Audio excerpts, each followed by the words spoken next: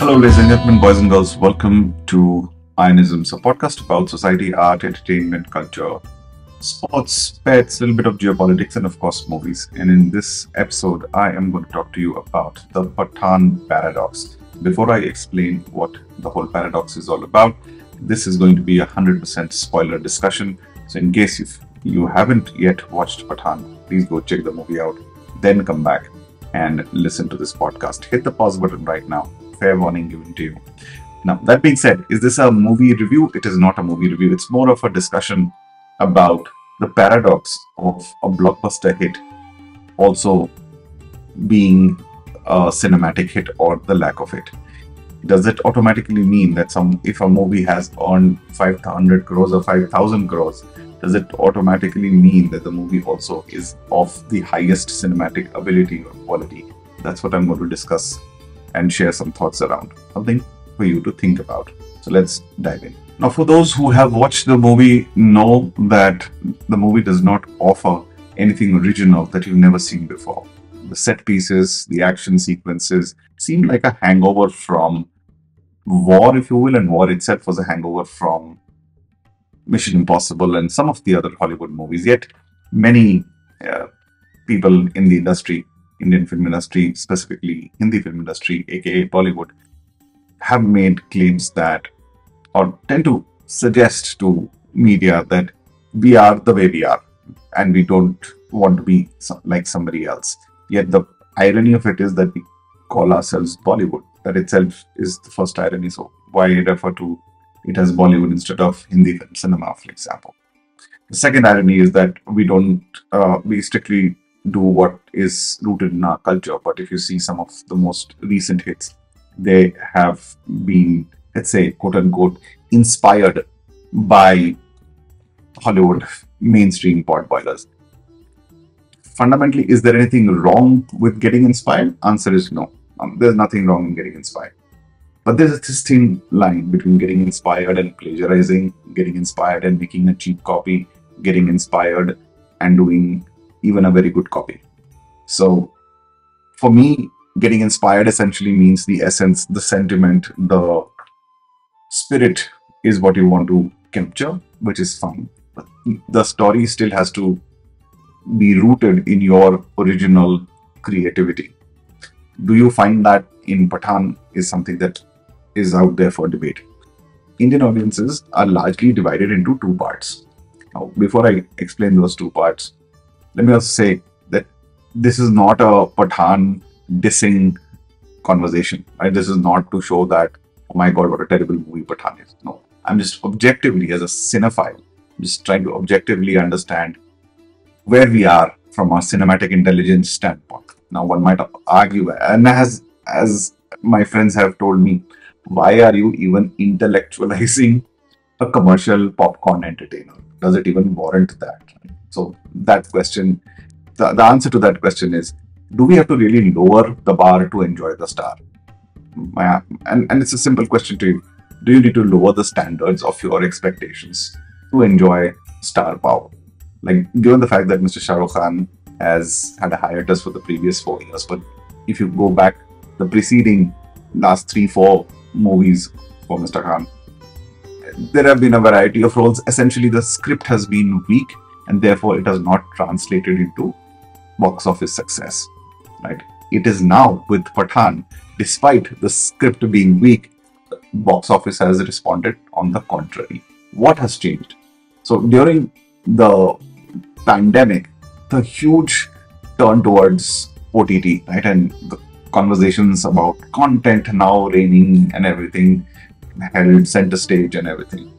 But in my mind, I always knew that there is strong muscle memory where people will revert back to what they were fed and used to for a longest period of time. Typical no-brainer masala entertainer, and people, since they adore, respect, worship the stars, would go turn up. It's like their show of support. I'm invested in your life, in your career, in your highs and lows. So let the quality of the movie or the cinematic ability of the movie be aside. Let's just talk about the fact that I just want to go and see the movie. And that is very unique to Indian cinema, I think. where people just go to watch the star, not the character, right? So while the character could be called Pathaan, but they've actually gone to see Shah Rukh Khan after 4 years. Nothing wrong with that. I'm not at all suggesting there's nothing wrong with that. But here, that's what you need to understand, that there are two audiences in India. I was about to say two Indias. Oh, not going there. But two audiences, largely, and there could be multiple, but largely. One that absolutely loves, adores the typical entertainment.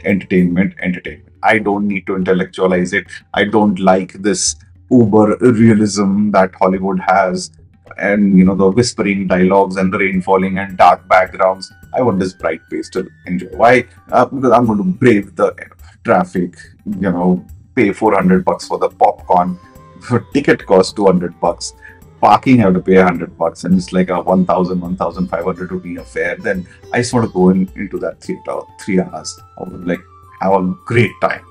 Movies are supposed to be entertainment, and so why do we need to intellectualize it and see a nuanced angle, subtext, layer? It's not for me. That's why it's not mass cinema. Mass just wants to enjoy. So the question that I'm asking, that's one type, and the other one is of course the nuanced type, who like content, who like layers, subtext, who believe in the laws of physics, and so on and so forth. The question that I'm asking is, does mainstream mass entertaining cinema have to deny realism? Or if I conversely present it, can there be a movie which is cinematically great and it is also a blockbuster hit? When I say cinematically great, I mean the technical components of that movie are great. Right? Sound design, costume design, editing, cinematography, screenplay, whatever. All those technical, properly measurable as in, is this well done or is it not well done? From that lens, that yes, it checks all the boxes and it delivers a story which we have not seen before, or the treatment of the story is so different, so original, so refreshing. We just loved it.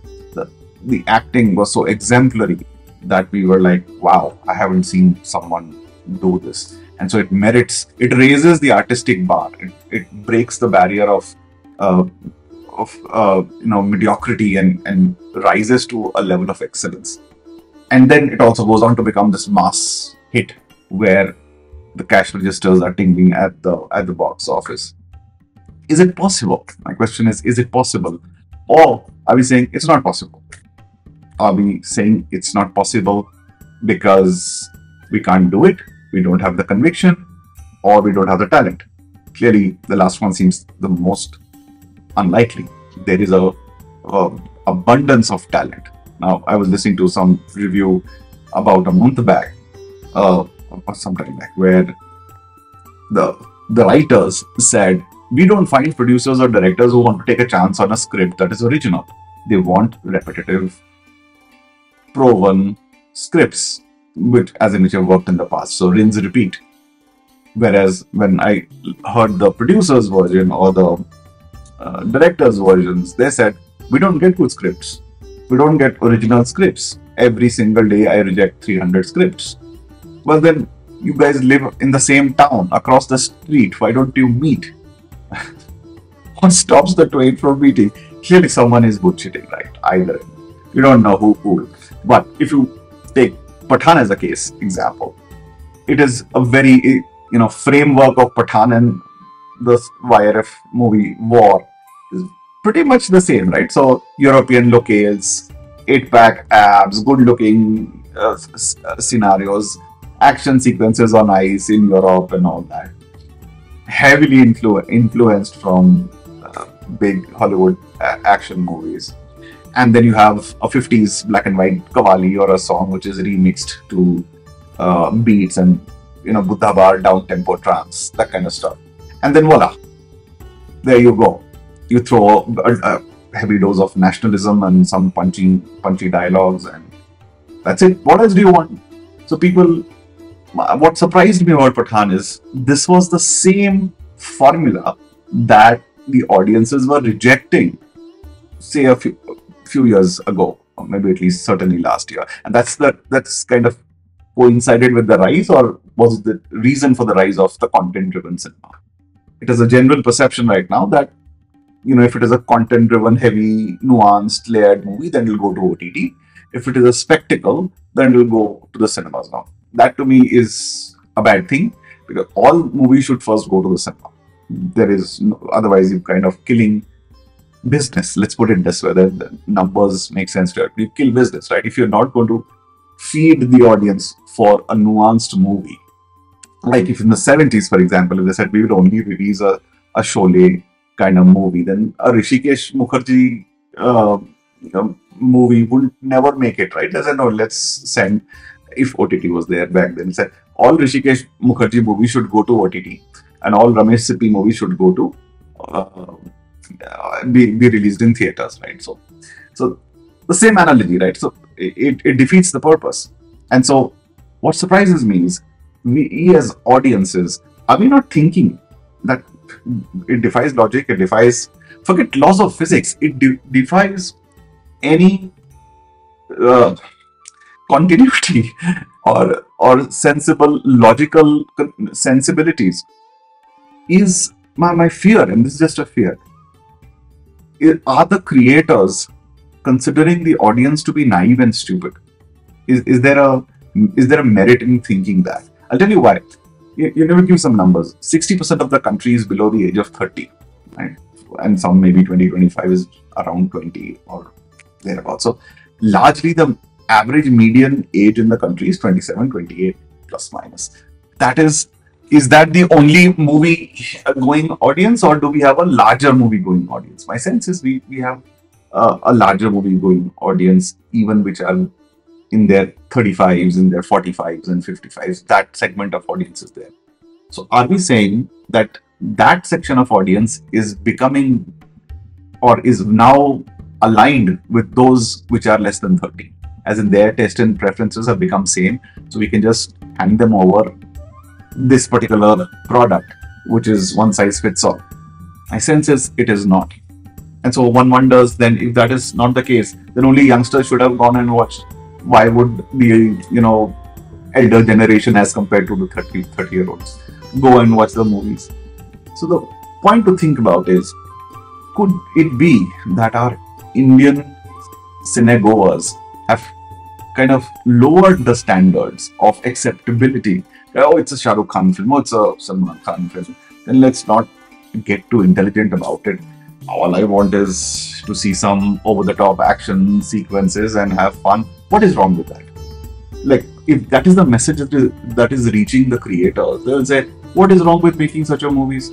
We will make a movie for our audience which digests this movie. Whether it qualifies for an Oscar or not is immaterial, right? Whether the global audiences, and global as in world audiences, appreciate it or not, doesn't matter. No, just like we got used to accepting Hollywood. At some point, people will understand this is how Hollywood is, and who cares about what perception they have? Let's worry about what perception we have internally. And at the end of the day, it's not your money; it's my money. As in the producer is saying, it's my money. If I'm putting in 10 rupees, I need to get in 20 rupees back, or whatever the ROI that they so desire. And if this is a proven formula, why change it? And that, my friends, is the paradox of the Indian film industry. And so Pathaan was just a case study, if you will. I've personally admired Mr. Shah Rukh Khan's work, especially in Chak De, Swadesh, and My Name is Khan. Arguably, in those movies, if you see, the common points are that he was not the classical hand-spreading Shah Rukh Khan, right? It was the character which was much more important than the star. And those movies did commercially well as well. And so could we see some more movies like that? I'm pegging my hopes on the upcoming movies, Jawan and Tanki, which will have a higher level of artistry, because clearly there is ability. Nobody's doubting talent, nobody's doubting ability, nobody's certainly doubting charisma. But from a cinematic brilliance standpoint, there is room for improvement, I'd imagine. And the same, while I refer this to as from a Mr. Shah Rukh Khan perspective, the same applies to other stars as well in all regions. Agreed that some of the southern film industry is kind of doing a breakaway with very nuanced, layered content, very realistic content, very different, original stuff. But even their mainstream, be it the Kannada industry or the Telugu industry or the Tamil or industry, the mainstream pot boilers have a very similar framework in terms of over-the-top action, slow motion sequences. Like, can we have a movie without any slow motions? That could be an original. Can we have a movie which has got lower sound volume? I think one of the biggest challenges that many cinegoers are facing, and I've heard it from many places, that the volume is turned above the permissible decibels, right? A 90 decibel is good, perhaps, or ideally it should be a little lesser. If it goes to like 100, 120 decibels, and there are people who carry infants, their ears might bleed. But yeah, that's a separate episode altogether. But all I'm saying is, can we find a situation where these two extremes can meet and find some center, mid path, and therefore end with the paradox, and we as audiences are entertained as well as regaled with the artistic brilliance of the movie? Is that a wrong thing to expect? Leave your thoughts and comments below. Love to hear. For this is just a discussion, so I'm not saying it's etched in stone. And so we can always agree to disagree, but if you have a counterpoint, counter suggestions, I'm absolutely open and happy to stand corrected if there is something that you think which is completely different to what I shared. Clearly, with the understanding that it'll be backed with some facts. Emotionally, the discussion can go on and on, right? That this is what I like, so do what you want.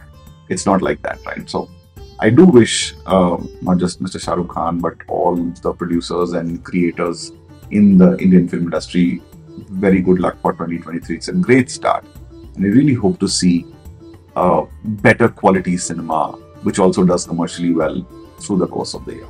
Absolutely, if you like it, if you like what you heard, do go ahead and hit the like button, share and subscribe. With those who care, who like to hear this no frill, no shosha, non-rhetorical, non-linguistic, objective, simple, straight, heart-to-heart conversation, spontaneous. This is not scripted at all. And so bear with the pacing of it. It's by design, right? It's supposed to be easy on the ear.